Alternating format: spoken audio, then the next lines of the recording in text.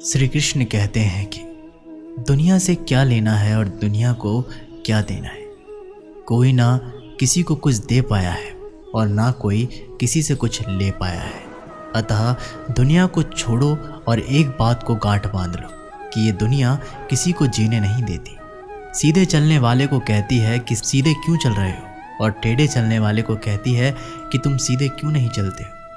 आप बस अपने खिलाफ कभी मत होना। अपने हिसाब से और अपनी खुशी के लिए सब करो।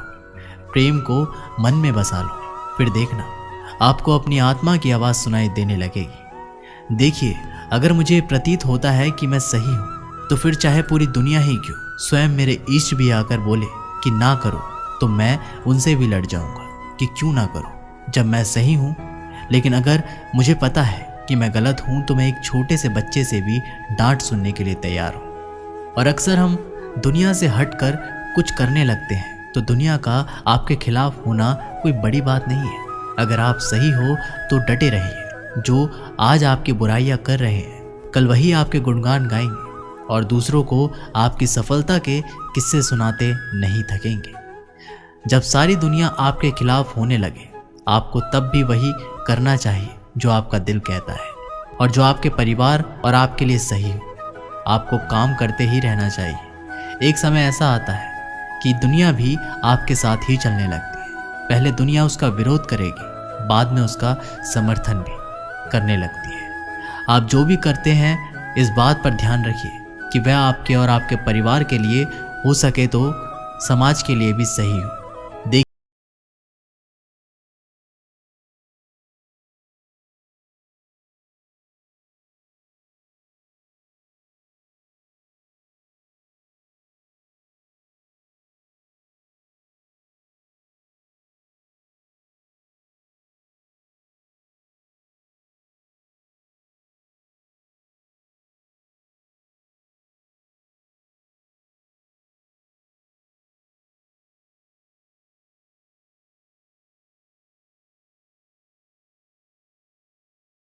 आपके खिलाफ या आपसे असहमत है, हमेशा उनकी जगह खुद को रखकर सोचिए।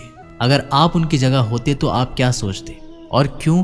ऐसा करने के बाद अगर आपको लगे कि नहीं वो गलत है तो कोशिश कीजिए कि जहाँ तक हो सके लोगों को अपने बारे में या अपने काम के बारे में उनको समझाएं और जो भी गलतफहमी है दूर करें। अगर आप ऐसा करने में असमर्थ हैं या आपको लग रहा है कि लोग सही हैं लेकिन आपकी बातों को कोई नहीं सुनेगा या नहीं सुन रहा है, ऐसे में आप दो चीज़ कर सकते हैं। सब्र रखें। जब सारी दुनिया आपके खिलाफ खड़ी हो तो ऐसे में आप जो कर सकते हैं वो है कि आप सब्र रखें, समय पर भरोसा रखें। सबसे पहली बात तो ये समय चाहे जैसा भी हो बदलता ज़रूर है, और बुरा समय की तो खास बात होती है कि आपके अंदर छिपी प्रतिभा को बाहर निकालने का अवसर प्रदान करता है। इस समय आपको ये भी पता लगेगा कि कौन आपका अपना है और कौन पराया। अंत में इतना कहना चाहूँगा कि सच की राह पर चलें, जो आपके और समाज के लिए सही है वो करें, फिर चाहे पूरी दुनिया ही खिलाफ क्यों ना हो। श्री कृष्ण कहते हैं, आप दुनिया की उलझन में अपने सपने भूल जाते हो। दुनिया आपको परेशान करेगी, आपसे कहेगी तू कुछ नहीं कर पाएगा, आपको गिराने की कोशिश करेगी, आपसे जलेगी, आपको भटकाने की कोशिश करेगी, आपके एक बार के छोटे से असफल प्रयास को बहुत बड़ा बनाकर आपको चिढ़ाएगी। आप अगर उन पर ध्यान दोगे तो आप कुछ नहीं कर पाओगे। उन्हें नज़रअंदाज करना सीखो और खुद पर विश्वास करना सीखो। आपकी मेहनत किसी न किसी जगह ज़रूर दिखेगी। आप बस थोड़ा सब्र रखो। आप खुद पर विश्वास रखोगे तो आप खुद उम्मीदों पर तो खड़े उतरोगे ही, बल्कि आप उससे भी बेहतर कर दिखाओगे। और अभी तक आपके जीवन में दुनिया का प्रेशर नहीं आया है तो आप अभी सफलता के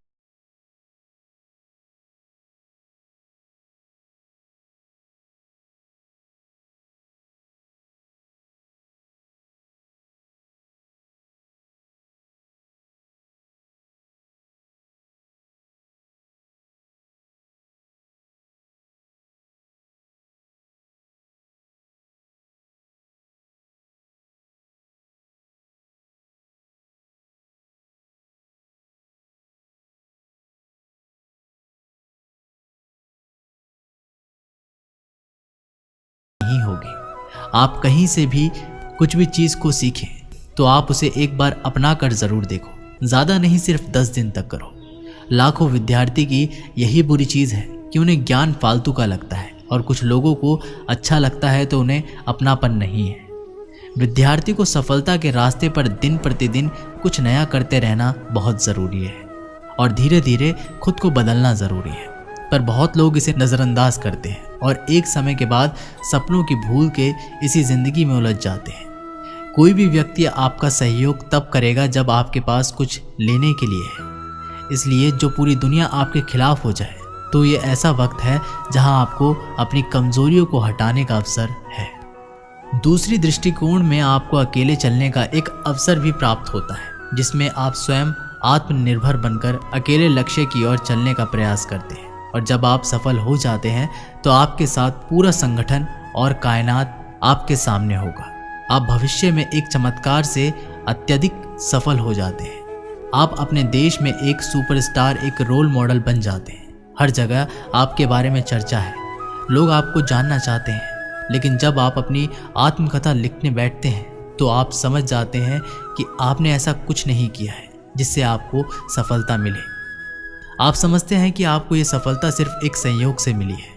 इस सफलता के लिए आपने ना कुछ संघर्ष किया, ना कुछ उतार चढ़ाव देखे, ना ही आपने कुछ सीखा, ना ही परेशानियां देखी, और ना ही जाना कि उनसे कैसा लड़ना है। अब आप इस स्थिति में हैं तो आप क्या लिखेंगे? लोग आपकी सफलता पर कैसे भरोसा करेंगे?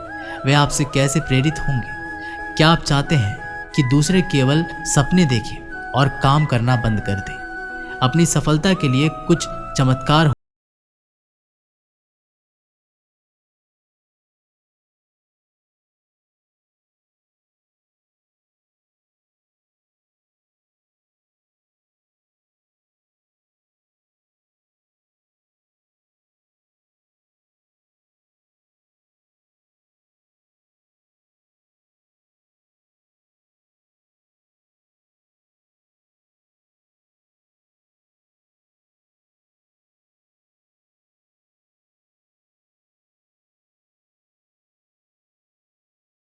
आपके पास अपनी पुस्तक के लिए पर्याप्त सामग्री हो।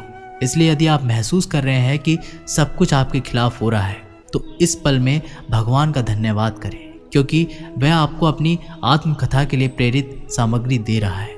आपके जीवन में जो भी समस्या है वह एक न एक दिन ज़रूर दूर होगी, और आपको कभी भी हार नहीं माननी चाहिए। आप अपने जीवन में हर विफलता के साथ विकसित होते हैं। आप निश्चित रूप से अपने आप में एक बदलाव महसूस करेंगे। इसलिए काम करते रहें और कोशिश करना कभी ना छोड़ें।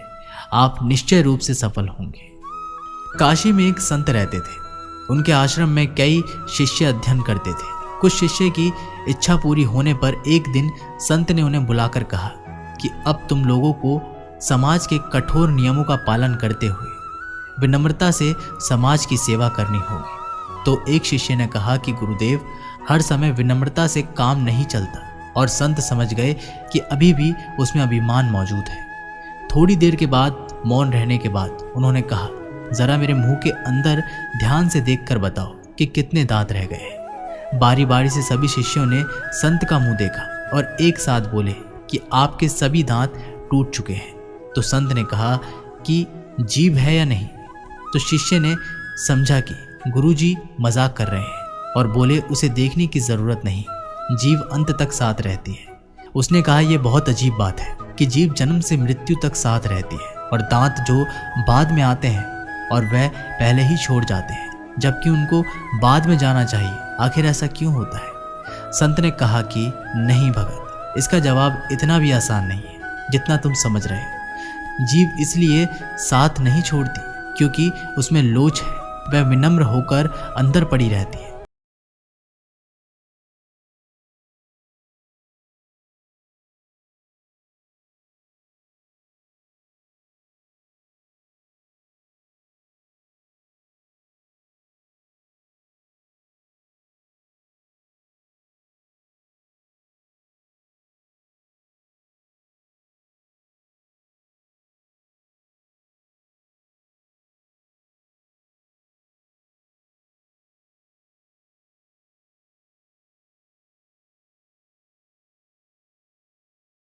कि हमारी विनम्रता, हमारी कायरता ना समझी जाए। दोस्तों, आशा करते हैं कि आप लोगों ने इस वीडियो के माध्यम से काफ़ी कुछ सीखा होगा। मिलते हैं आप लोगों से एक नई वीडियो के साथ।